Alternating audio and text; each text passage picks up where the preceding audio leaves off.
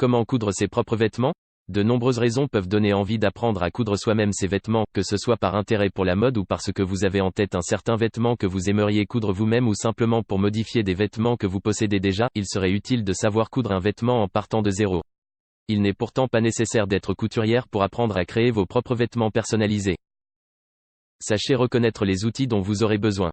La confection de vêtements nécessite l'utilisation de nombreux outils différents pour fabriquer et mesurer des patrons et s'assurer qu'ils soient adaptés à sa taille.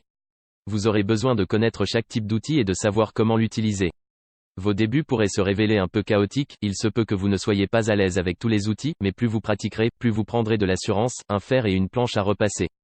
Il n'est pas dérangeant d'utiliser le fer à repasser que vous possédez déjà, mais songez, pour plus tard, à investir dans l'achat d'un modèle de qualité supérieure. Le fer va vous servir à repasser la pièce que vous cousez de manière à ce que les coutures demeurent ouvertes correctement. Un découseur. Vous aurez besoin de cet outil pour corriger une erreur de couture et arracher les mauvais points. Une craie pour marquer le tissu aux endroits que vous devrez coudre et couper. Vous aurez besoin d'une paire de ciseaux bien tranchantes, que vous dédierez exclusivement à la coupe du tissu. Une autre utilisation pourrait émousser les lames plus rapidement et ainsi, endommager ou effilocher votre tissu. Du papier calque pour tracer et modifier les patrons que vous aurez choisi de coudre. Une règle pour mesurer et préparer votre vêtement, à la fois dans les phases de conception et les étapes de couture. Un mètre-ruban flexible. Vous utiliserez cet outil pour prendre des mesures et faire les ajustements nécessaires. Des épingles pour maintenir le tissu en place avant de commencer à coudre. Celles-ci doivent être utilisées avec parcimonie, car elles pourraient distendre le tissu avec lequel vous travaillez. Achetez une machine à coudre. Il existe essentiellement deux types de machines à coudre, celles dites domestiques et celles qui entrent dans la catégorie industrielle. Il y a des avantages et des inconvénients à ces deux catégories, il vous appartiendra donc de décider de celle qui conviendra le mieux à vos besoins. Les machines à coudre domestiques sont plus portables et plus polyvalentes. Elles effectuent une variété de types de points. Cependant, elles ne fonctionnent pas aussi bien en termes de vitesse et de puissance et ont un peu plus de difficulté à utiliser les tissus lourds. Les machines à coudre industrielles sont beaucoup plus puissantes et beaucoup plus rapides, mais elles ne peuvent en général faire qu'un seul type de point, comme le point droit. C'est une tâche qu'elles accomplissent à merveille, mais elles ne sont pas très polyvalentes. Elles prennent aussi beaucoup plus de place. Sachez reconnaître les différentes parties de votre machine. Votre machine à coudre devrait être fournie avec un manuel d'instruction, qui vous dira dans quelle direction tourne la bobine et à quel endroit se trouve la canette.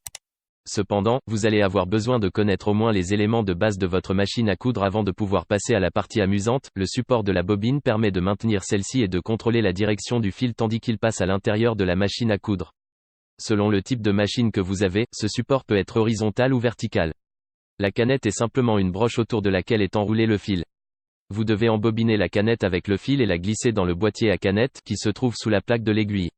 Votre machine à coudre a également différents réglages qui servent à déterminer la longueur de chaque point, la tension nécessaire pour s'assurer que les points soient correctement cousus et une variété de types de points, si vous possédez le type de machine à coudre qui effectue des types de points différents. Le bloc de tension contrôle la tension du fil, si le fil n'est pas correctement tendu, il risque de s'emmêler ce qui entraînerait le blocage de la machine à coudre. Si vous avez un atelier de couture à proximité, renseignez-vous, ceux-ci proposent quelquefois des cours d'initiation. Dans le cas contraire, ils pourraient vous indiquer où trouver une personne prête à vous aider à configurer votre machine à coudre. Vous pouvez aussi demander à un membre de votre famille ou un ami bien informé. Débutez simplement. Lorsque vous débutez dans la confection de vêtements, commencez par des choses simples, car il est très facile, la frustration aidant, d'abandonner. À la place d'un costume 3 pièces qui demande de prendre d'innombrables mesures, préférez les vêtements faciles à faire, tels que les jupes. Lorsque vous débutez, évitez de faire des vêtements avec des boutons ou des fermetures éclairs. Optez plutôt pour des tabliers ou des pyjamas avec des bandes élastiques.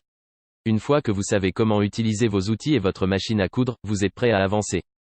Faites des vêtements tests. La meilleure façon de faire le meilleur modèle, c'est de faire des tests au préalable. De cette manière vous pourrez modifier le vêtement et y apporter tous les changements que vous désirez. Pour que celui-ci vous aille comme un gant, il est recommandé d'utiliser les restes de la même étoffe que celle du vêtement final. Prenez les mesures appropriées, nécessaires à la confection du patron.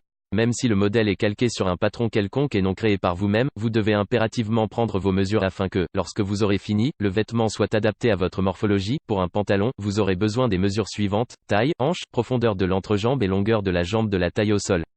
Pour un short, utilisez les mesures du pantalon que vous avez, en raccourcissant la longueur de la jambe à la longueur désirée.